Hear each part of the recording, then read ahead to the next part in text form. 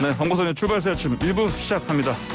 아까 1부 마지막에 예고 드린 대로 지금 판사 출신 서기우 변호사 스튜디오에 나와 계십니다. 안녕하십니까? 안녕하세요. 네. 자, 이 추미애 장관이 이게 윤석열 검찰총장 직무 배제 명령 이 내린 것 관련해서 이제 오늘 결국은 이제 이거 취소해달라 이제 소송을 낸 것 관련해서 오늘 신문이 있지 않습니까? 네. 그리고 또 뭐 징계위원회가 다 이제 모레 또요. 근데 이제 방금 전에 제가 이제 박민식 전 의원과 이제 통화해서 의견을 여쭤봤더니 뭐 해임이 거의 뻔하다 이런 얘기를 하고 있고 하여튼 이제 이게 거의 이제 이 법무장관과 검찰총장의 이 대립이 이제 거의 사실 이번 주가 되면 어느 정도 이제 끝이 보이지 않나 뭐 이런 상황이 됐습니다. 특히 이제 판사 출신으로서 또 이제 아까 제가 말씀드렸습니다만 또 뭐 이른바 블랙리스트에 또 이름이 오르셨던 분으로서 특히나 이제 그 쟁점 가장 큰 쟁점인 판사 불법 사찰 의혹 이거 보시는 마음이 좀 착잡하시겠습니다. 예, 그렇습니다. 판사들이 사찰을 당한다라는 게 되게 국민들로서는 충격적이실 겁니다. 일반 국민들이 사찰을 받는다. 이거는 뭐 이런 일들은 뭐 왕왕 있어 왔고 그리고 판사들이 그 법원 내부에 대법원장 그러니까 법원 내부에서 사찰 받는 거야. 뭐 그것도 또 일반적으로 회사나 어느 뭐 권력기관에서 있는 일들이 경우가 있어서 물론 그것도 다 불법이지만은. 근데 이제 검사가 판사를 사찰한다는 게 참 약간 충격적이죠.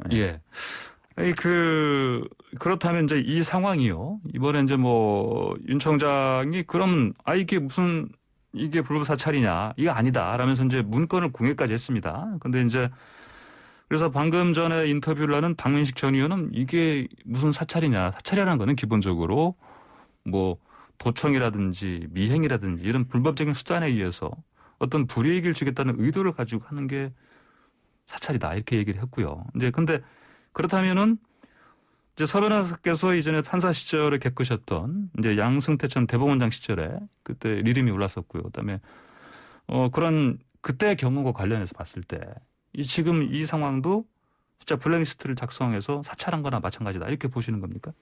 네, 그렇습니다. 이 사찰이라는 거의 기준이 꼭 도청 미행처럼 방법상의 기준만 가지고 이야기하면은 이제 굉장히 좁아지는 거고요. 방법에 있어서도 사실 이번에 공개된 자료에 의해서만 수집했다고 윤석열 총장 측이 처음에 해명을 했지만 판사 사찰 문건이 공개된 뒤에 그걸 보시면은 공개되지 않은 자료를 가지고도 수집한 게 흔적이 나옵니다. 예를 들면은 우리법 연구회 출신이지만 합리적인 편이다라고 어떤 판사를 평가했는데 우리법 연구의 명단이야 언론에 공개된 부분이 있으니까 그렇다 치지만 합리적인 편이다 이것은 주변에 탐문 여기저기 물어봐야만 알 수 있는 겁니다. 이것은 공개된 자료가 아닙니다.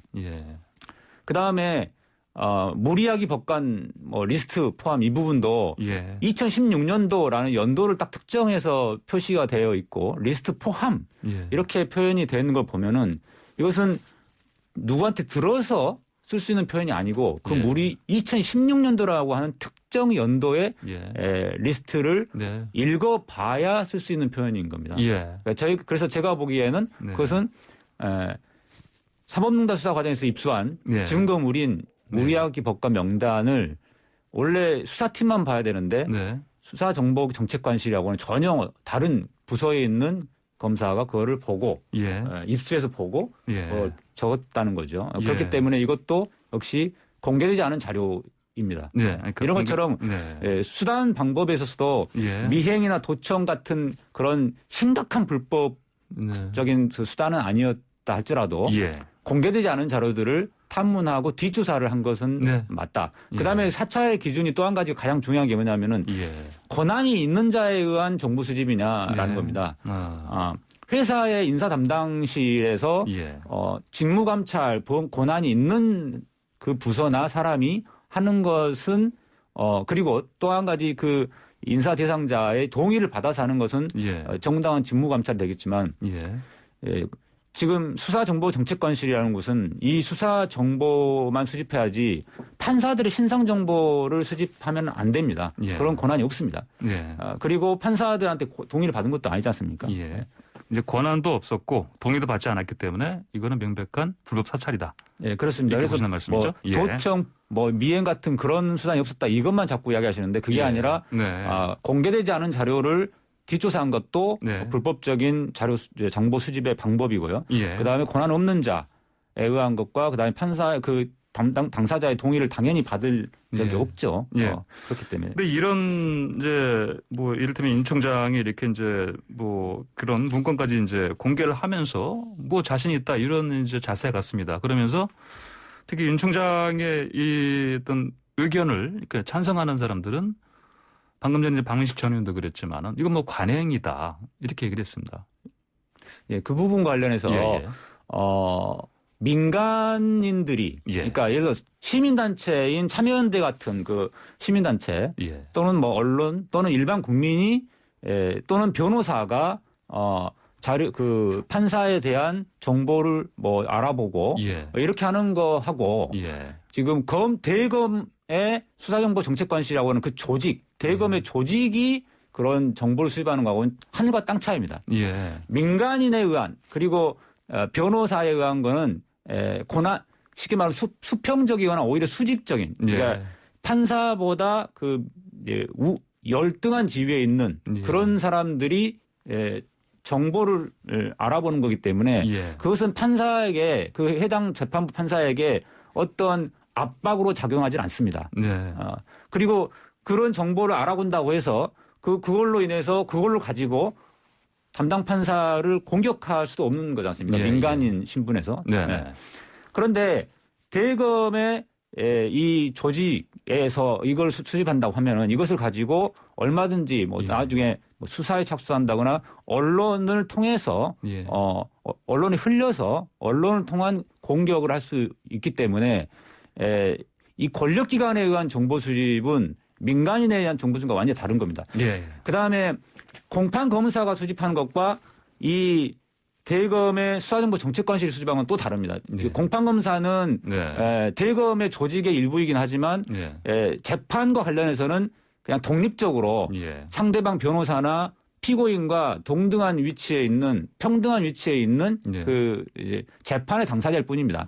그래서 공판 검사가 그런 걸 알아보는 것과 이 대검의 정보 수사정보 조직이 이것을 정보 수집한 것은 하늘과 땅 차이다. 그렇게 한마디 말해서 권력기관에 의한 정보 수집은 불법 사찰이고 그것은 굉장히 심각한 사태고 담당 그 사찰의 대상이었던 재판부 판사로서는 굉장한 압박감과 두려움을 느낄 수밖에 없다. 그런 겁니다.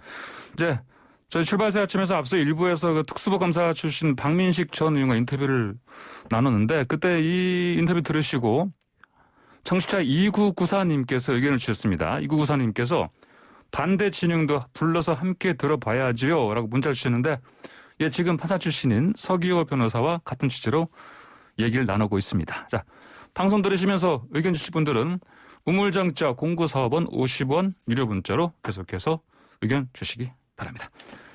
자, 그 법무부 감찰 담당관실의 검사가요. 이제 윤 총장 감찰 맡은 평검사죠. 이분이 이모 검사죠. 이분이 자신이 사실은 이 관련해서 판사 사찰 의혹 관련해서 어떤 조사를 해서 어떤 문서를 냈는데 이게 삭제됐다 이렇게 또 폭로를 했습니다. 근데 법무부는 뭐 그거 나중에 뒷부분에 첨부가 돼 있다 뭐 이런 식으로 또 대응을 하고 있고요. 이 상황을 어떻게 보십니까? 그 이종화 검사님이 이제 말씀하신 거는 뭐냐면 본인이 파견을 받아가지고 이 윤 총장의 그 사찰 문건이 직권남용죄가 되는지 여부를 검토해달라라는 그런 역할을 본인이 맡았는데 본인이 검토해본 바로는 직권남용죄가 성립되기 어렵겠다. 그러니까 뭐 이걸 수사해서 기소한다 해도 무죄 날 거다라고 이제 보고서를 썼다는 거죠. 근데 그게 삭제됐다는 건데 일단 그 부분이 삭제됐다는 거에 대해서는 법무부 해명 자료에 따르면은 그런 적이 삭제된 게 아니다. 그대로 돼 있다라고 하고요. 그거는 사실관계를 확인해 봐야 되는 부분이고요. 또 한 가지는 그런 부분 때문에 마치 검찰 내부에 엄청난 어떤 이견이 있었던 것처럼 이야기 나오는데 그럴 수밖에 없는 거는 직권남용죄에 대해서 대법원이 지금까지 굉장히 엄격하게 좁게 해석을 해서 거의 무죄를 선고를 많이 했습니다. 쉽게 말하면. 사법농단 수사에 대한 것도 거의 직권남용죄가 무죄가 벌써 6건이 나왔고요. 서지현 검사님 사건도 직권남용죄에서 무죄가 선고됐습니다.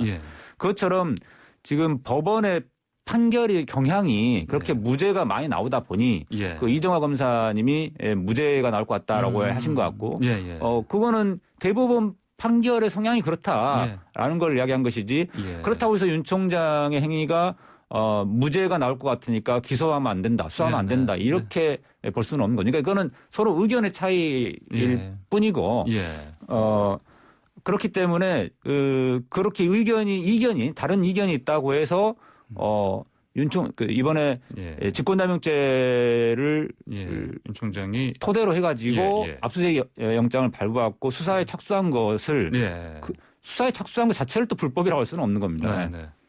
그 정당성이 훼손되는 건 아니다 이런 말씀이십니까?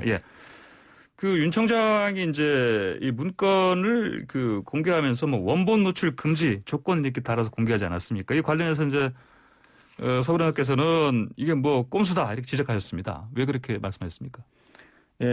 판사 사찰 문건을 제가 이제 특정 언론을 통해서 공개된 걸 직접 보니까 저도 되게 심각성을 느끼게 됐는데요. 거기에 보면은 이제 기피 신청서의 내용까지 쭉 나오고 해서 공개되지 않은 자료들을 통해서 확보한 게 나오고 또 어떤 판사는 검찰의 적대적인 편인데 어떤 판사는 검찰이 대응하기 좀 편하다, 소홀하다 이런 식으로 검찰의 적대적이냐 아니냐 이런 걸 기준으로 판사를 이제 가르는 이런 부분들이 많이 나오고 그래서 공판 검사가 일반적으로 이제 알아보는 그런 것은 재판부의 재판 진행 방식에 관한 것들을 가지고 이제 알아볼 수는 있지만 그렇게 판사가 검찰이 적대적이냐 아니냐 이거는 이제 우리한테 검찰에 되게 유리한 판결할 거냐 말 거냐 이런 성향 분석이기 때문에 이것은 신상털이입니다. 재판 진행 방식에 대한 정보 수집이 아니고요. 그런데 만약에 이게 국민들에게 직접 공개가 되지 않았다고 하면은 알 수 없었던 거죠. 저는. 근데 그렇기 때문에 이 윤석열 측의 담당 변호사가 이거를 국민들에게 직접 공개를 하지 않고 기자들에게만 공개를 해서 기자들이 그걸 보고 기사화를 하거나 그래픽화해서 기사로 내보내거나 이렇게 하도록 이제 요청을 했습니다. 결국 한마디 말하면 간접 공개인 거죠. 알겠습니다. 자, 오늘 말씀 여기까지 듣겠습니다. 감사합니다. 네, 감사합니다. 지금까지 서기호 변호사였습니다.